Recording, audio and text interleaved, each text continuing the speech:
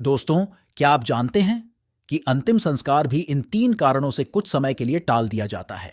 अगर आप नहीं जानते तो जान लीजिए वो 3 कारण। नंबर 1, यदि किसी व्यक्ति की मृत्यु पंचक काल में होती है तो पंचक काल में शव को जलाया नहीं जाता। जब तक पंचक काल समाप्त नहीं हो जाता तब तक शव को घर में ही रखा जाता है और किसी न किसी व्यक्ति को शव के पास रहना होता है। गरुड़ पुराण सहित कई धार्मिक ग्रंथों में उल्लेख है कि यदि पंचक काल में किसी की मृत्यु हो जाए और अंतिम संस्कार भी कर दिया जाए तो उसी के कुल खानदान में 5 अन्य लोगों की भी मौत हो सकती है। इसी डर के कारण पंचक काल के खत्म होने का इंतजार किया जाता है।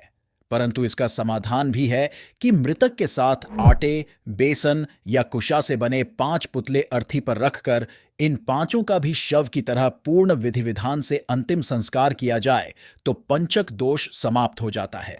नंबर 2, सूर्यास्त के आसपास अगर किसी की मृत्यु होती है तो ऐसे में उस मृत व्यक्ति का अंतिम संस्कार अगले दिन सूर्योदय के बाद ही किया जाता है, क्योंकि हिंदू धर्म के अनुसार सूर्यास्त के बाद शव को जलाया नहीं जाता। इस दौरान शव को रात भर घर में ही रखा जाता और किसी न किसी को उसके पास रहना होता है और दाह संस्कार अगले दिन किया जाता है। यदि रात में ही शव को जला दिया जाए तो इससे मृत व्यक्ति को अधोगति प्राप्त होती है और उसे मुक्ति नहीं मिलती।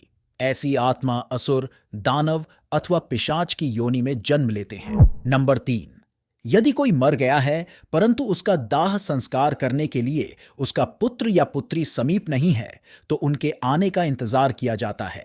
तब तक शव को घर में ही रखा जाता है और किसी न किसी को शव के पास रहना होता है।